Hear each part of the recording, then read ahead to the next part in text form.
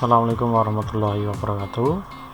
Selamat pagi anak-anakku semuanya. Bertemu kembali dengan kami di pembelajaran PPKN dalam program belajar dari rumah atau PDR. Karena masih dalam situasi pandemi, jadi kita harus bersabar dahulu untuk pembelajarannya secara daring atau online.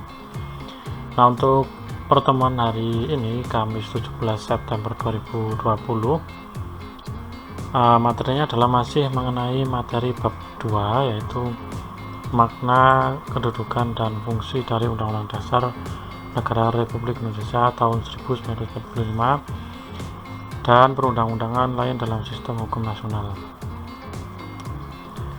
Ya, seperti yang sudah kita bahas pada pertemuan yang lalu mengenai makna, kedudukan, dan fungsi Undang-Undang Dasar Negara Republik Indonesia tahun 1945, bahwa di setiap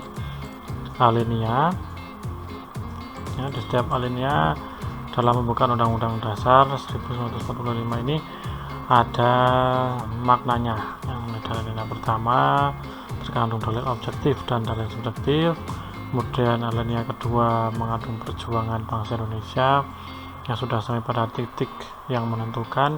Kemudian yang ketiga, motivasi atau sumber motivasi spiritual, bahwa kemerdekaan ini merupakan rahmat dari Allah Subhanahu wa taala. Dan yang keempat, terdapat tujuan negara, bentuk pemerintahan, kemudian ketentuan yang adanya Undang-Undang Dasar, kemudian ada juga Dasar Negara Republik Indonesia. Nah, di situ kemarin kita juga membahas mengenai hubungan pembukaan Undang-Undang Dasar Negara Republik Indonesia tahun 1945 dengan proklamasi, di mana pada alinea pertama sama dengan alinea ketiga pembukaan Undang-Undang Dasar, di situ terdapat uraian terperinci dari kalimat pertama proklamasi kemerdekaan. Kemudian di alinea keempat pembukaan Undang-Undang Dasar, di sana terdapat arah pertanggungjawaban terhadap pelaksanaan proklamasi kemerdekaan.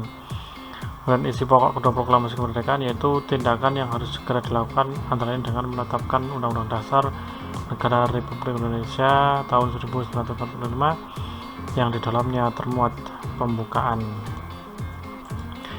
Nah, untuk kedudukan Undang-Undang Dasar, ya, Undang-Undang Dasar Negara Republik Indonesia tahun 1945 ini menjadi sumber dan merupakan hukum dasar yang menempati posisi tertinggi atau posisi puncak. Jadi tidak ada peraturan yang lebih tinggi di selain Undang-Undang Dasar Negara Republik Indonesia tahun 1945. Kemudian untuk sifat Undang-Undang Dasar, yang pertama adalah tertulis, kemudian singkat dan supel, kemudian rigid, fleksibel, memuat aturan konstitusional atau peraturan mendasar, dan hukum positif tertinggi atau hukum yang tetap berlaku selama Indonesia ada. Kemudian fungsinya ada 3, yaitu sebagai alat untuk kontrol, kemudian alat untuk mengatur, dan alat penentu. Sekarang kita membahas materi selanjutnya, yaitu peraturan perundang-undangan dalam sistem hukum nasional. Nah, dalam sistem hukum nasional sesuai dengan peraturan perundang-undangan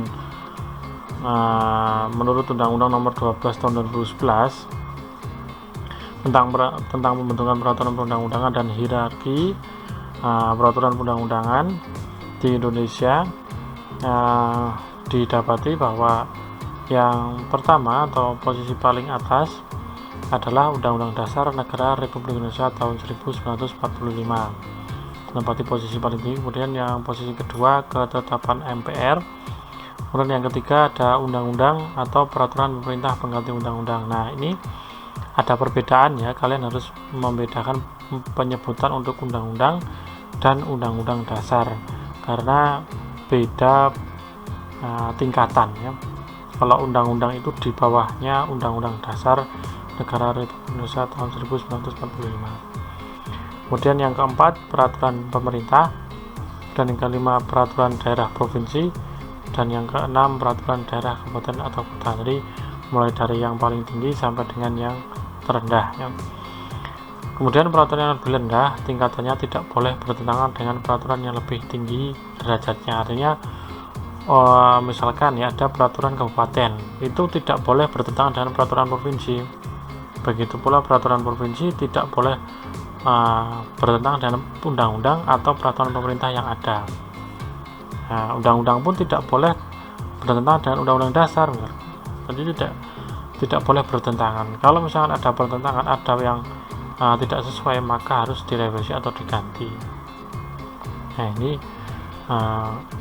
tingkatan peraturan perundang-undangan menurut Undang-Undang Nomor 12 Tahun 2011. Nah, inilah yang dinamakan peraturan perundang-undangan di Indonesia. Peraturan di Indonesia ini yang dikatakan peraturan perundang-undangan hanya 6 ini. Kemudian sifat dan ciri-ciri peraturan perundang-undangan ada 4. Yang pertama, peraturan merupakan peraturan tertulis. Jadi undang-undang itu harus tertulis. Kalau tidak tertulis dinamakan kesepakatan.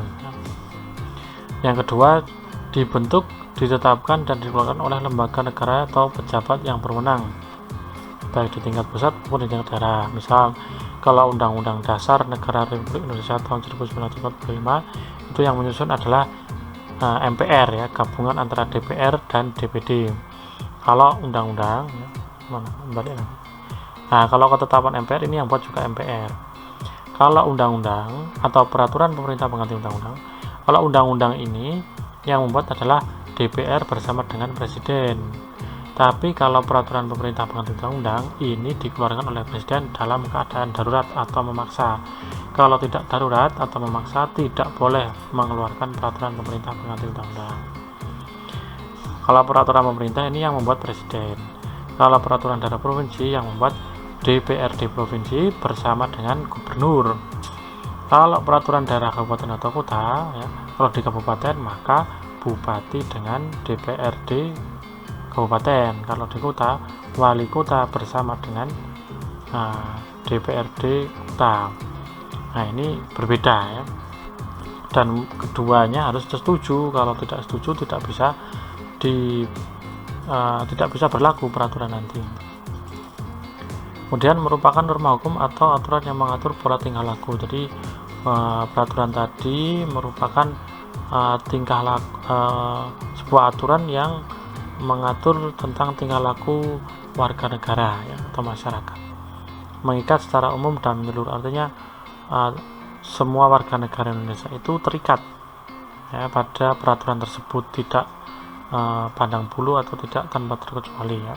Semua orang di Indonesia terikat dengan hukum yang berlaku. Kemudian arti penting peraturan perundang-undangan ada 4. Yang pertama, memberikan kepastian hukum. Maksudnya bahwa setiap warga negara di Indonesia atau setiap warga negara Indonesia terikat pada hukum yang berlaku, ya. Kepastian hukum itu maksudnya terikat pada hukum. Dan yang kedua, menciptakan rasa keadilan bagi setiap warga negara. Jadi bayangkan kalau tidak ada hukum, maka bisa dipastikan bahwa akan terjadi kekacauan. Kemudian yang ketiga, memberikan perlindungan bagi setiap hak-hak warga negara. Dan yang keempat, menciptakan ketertiban dalam hidup bermasyarakat, berbangsa, dan bernegara. Ini, ya, supaya tertib. Kalau ada hukum itu supaya tertib. Kemudian yang selanjutnya, bagaimana kita melaksanakan dan mempertahankan Undang-Undang Dasar Negara Republik Indonesia tahun 1945 di beberapa lingkungan. Misalkan kita ambil contoh yang pertama adalah di lingkungan madrasah. Bagaimana kalian melaksanakan ini, ya, dan mempertahankan Undang-Undang Dasar? 1. Belajar dengan tekun dan sungguh-sungguh. Jadi kalian di lingkungan madrasah diharapkan untuk belajar dengan tekun dan sungguh-sungguh sebagai upaya untuk mencerdaskan kehidupan bangsa, ya. Kemudian yang kedua, bersikap jujur dan sopan kepada bapak dan ibu guru maupun dengan warga madrasah lain, ya. Jujur dan sopan, ya, sebagai wujud dari pelaksanaan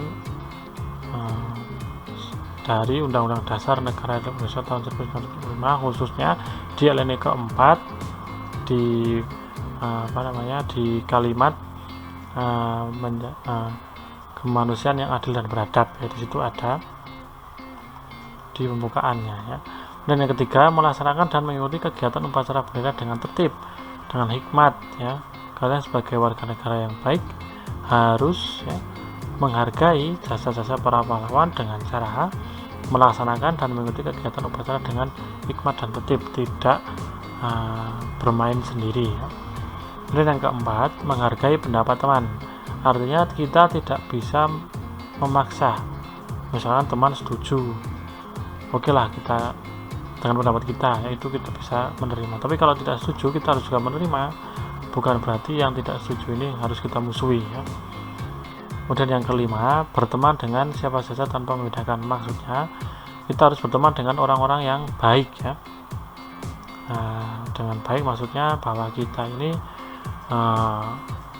dalam berteman kita tidak boleh itu anak kaya, orang kaya gitu ya, itu anak orang miskin tidak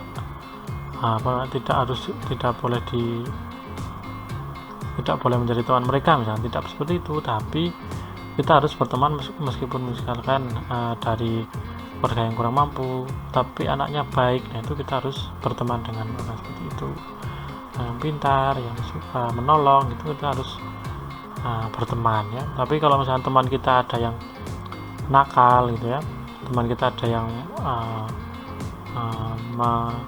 membujuk kita ke hal-hal yang tidak baik, itu kita harus hindari. Perbuatan-perbuatan tercela ya, kalau ada orang teman kita ya, menyuruh kita untuk berbuat tercela, itu harus dihindari. Maksud dari berteman dengan siapa saja tanpa membedakan itu seperti itu. Kemudian selanjutnya di lingkungan tempat tinggal, yang pertama, menghormati dan menyayangi seluruh anggota keluarga. Artinya kalian di rumah harus saling menghormati ya, sopan kepada orang tua ya, membantu kesibukan ibu misalkan ya, membantu ayah ketika misalkan membenarkan genteng yang rusak gitu, dan membantu adik misalkan ketika sedang kesusahan mengerjakan tugas di rumah gitu ya, membantu sesama anggota keluarga. Bergaul dengan tetangga tanpa membeda-bedakan. Nah ini ya yang semakin berkurang di kehidupan kita ya. Bermusyawarah dengan anggota keluarga maupun tetangga. Jadi ketika misalnya kita punya acara keluarga, maka selain keluarga kita juga diajak bermusyawarah, tetangga-tetangga kita juga jangan sampai dilupakan ya. Karena memang misalkan kita mau ada acara hajatan tapi menggunakan sound system yang agak besar itu ya, sehingga mengganggu tetangga, maka sebaiknya kita harus bermusyawarah terlebih dahulu dengan tetangga sekitar. Dan yang keempat, mengikuti kegiatan dilaksanakan di lingkungan sekitar. Kita harus aktif ya, untuk berpartisipasi dalam kegiatan dilaksanakan di lingkungan sekitar ya, demi terciptanya sebuah kerukunan.